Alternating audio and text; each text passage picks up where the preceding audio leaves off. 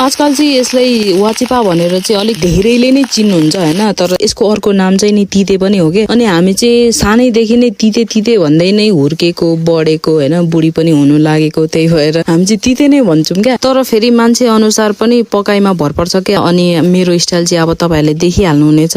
यो तितेको चाहिँ मेन इन्ग्रेडिएन्ट भनेकै यो कालो तितो नै हो क्या। अनि सो यो चाहिँ केबाट बन्छ भनेर कतिजनाले सोध्नु पनि भएको थियो क्या पहिलाको भिडियोतिर। अनि यो चाहिँ बन्ने हो कुखुराको भुत्लाबाट।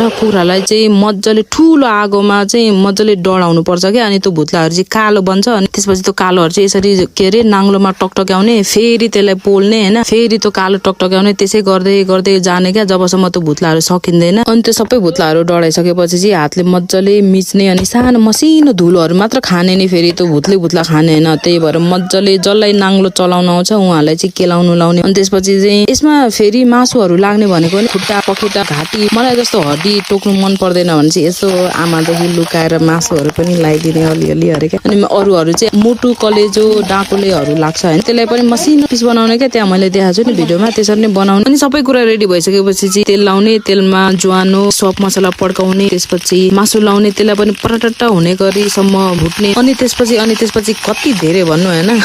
मैले भिडियोमा जे इन्ग्रेडिएन्ट्सहरु लाएको छु नि त्यही अनुसार लाउँदै जानु होला। तपाईहरुको तिते रेडी हुन्छ। एन्ड एन्जॉय वाचिपा तिते।